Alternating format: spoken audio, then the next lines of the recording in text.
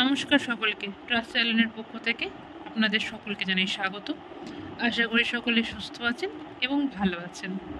আজকের পাঠটি খুবই সুন্দর এবং সেই ভাবধারা অতীব জগৎপ্রিয়। সেটি হলো, আমরা প্রত্যেকেই ভগবানকে ভোগ নিবেদন করে থাকি এবং খুবই কাছাকাছি শ্রীকৃষ্ণের জন্মতিথি পালন করা হয়েছে সব ঘরে ঘরে। সেই বিশেষ বিশেষ ঘরগুলিতে ভগবানকে সেবাও তারা দিয়েছে ভোগ নিবেদন করে। কিন্তু ভগবান কি এই ভোগ বা এই অন্ন সেবা গ্রহণ করেন? আসুন আমরা জেনে নিই।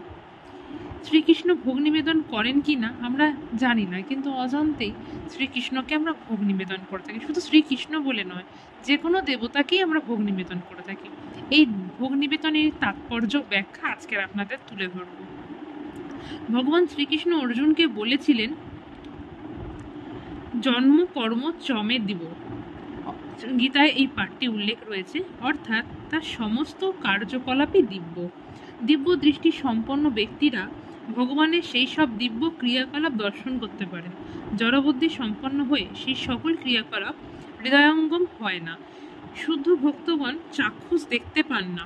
মহাপ্রভুর বহু পার্ষদগণের জীবনীতে ভগবানের আহার গ্রহণের চাক্ষুষ প্রমাণ রয়েছে। ভগবান শ্রীকৃষ্ণ স্বয়ং বলেছেন, কেউ যদি ভক্তি সহকারে আমাকে কিছু অর্পণ করেন, অর্থাৎ জমে ভক্তা প্রচ্ছত্তি, তবে সেই বিশুদ্ধিত চিত্ত ভক্তের ভক্তিপ্লুত উপহার আমি প্রীতি সহকারে গ্রহণ করি। তদাহং ভক্তি প্রিয়তম অস্লামি প্রজাত্মানং।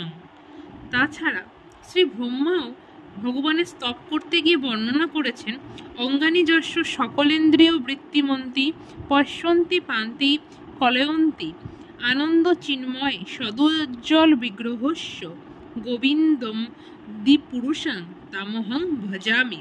ব্রহ্ম সংহিতা থেকে এই পাঠটি নেওয়া হয়েছে, যেখানে এর অর্থ হচ্ছে, সেই আদিপুরুষ গোবিন্দ বিগ্রহ আনন্দময়, চিন্ময় ও সন্ময়, সুতরাং পরমোজ্জ্বল।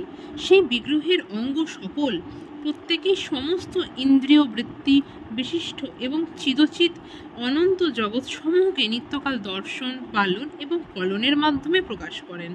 এখানে সকল ইন্দ্রিয় বৃত্তিমন্তী কথাটিতে বলা হয়েছে যে তিনি যে কোনো ইন্দ্রিয় দিয়েই যে কোনো ইন্দ্রিয়ের কাজ করতে পারেন তেমনটি কিন্তু নয়। অর্থাৎ তাকে খাদ্যবস্তু গ্রহণ করার জন্য যে চর্বণ বা গলাধ্যকরণ ইত্যাদি প্রক্রিয়ার মাধ্যমে বা ইত্যাদি পন্থার মাধ্যমে তাকে দাঁত, হাত, জিহ্বা ইত্যাদি ব্যবহার করতে হবে তার কিন্তু কোনো ভূমিকা নেই। তিনি দৃষ্টিপাতের মাধ্যমেই খাদ্য গ্রহণ করতে পারেন। ভক্ত যখন ভগবানকে ভোগ নিবেদন করেন তখন ভগবান ভক্তের ভাবটুকুনি গ্রহণ করেন।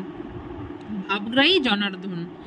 ভাগবত বিদুরের ভক্তিমতী পত্নী যখন শ্রীকৃষ্ণকে সাদরে খুদ ভাজা ও পাকা কলা খেতে দিয়েছিলেন, তখন কিন্তু শ্রীকৃষ্ণ আনন্দে কলার খোসা খেতে লেগেছিলেন। ভাব বিহলিত চিত্ত বিদুর পত্নী একেবারেই খেয়াল নেই যে শ্রীকৃষ্ণ কলা খাচ্ছেন না, কলার খোসা খাচ্ছেন। ঠিক এমন সময় বিদুর এসে অবাক হয়ে সেই ঘটনা প্রত্যক্ষণ করলেন। তখন তারা উভয়ই শ্রীকৃষ্ণর কাছে লজ্জানম্রভাবে ক্ষমা চাইলেন। কিন্তু শ্রীকৃষ্ণ কি বলেছিলেন জানেন? আমিও কলাও খাই না, কলার খোসাও খাই না, আমি আমার ভক্তের ভাবটুকুনি গ্রহণ করি। সুতরাং ভগবানকে ভক্তি সহকারে খাদ্যবস্তু ভোগ নিবেদন করা মানুষের কর্তব্য। নির্দ্বিধায় আপনাদের যার যেরকম খুশি ভগবানকে অবশ্যই ভোগ নিবেদন করবেন এবং যেভাবে পারবেন সেভাবেই করবেন। আশা করি আমাদের এই পাঠ আপনাদের সকলের ভালো লেগে থাকবে। আমাদের পাঠটি ভালো লেগে থাকলে আমাদের চ্যানেলটি লাইক এবং সাবস্ক্রাইব করতে ভুলবেন না এবং সকলের মাঝে শ্রীকৃষ্ণের ভাবধারা ছড়িয়ে দিতে ভুলবেন না। জয় শ্রীকৃষ্ণের জয়। হরে কৃষ্ণ কৃষ্ণ কৃষ্ণ হরে হরে, হরে রাম রাম রাম হরে হরে। জয় গোবিন্দর জয়।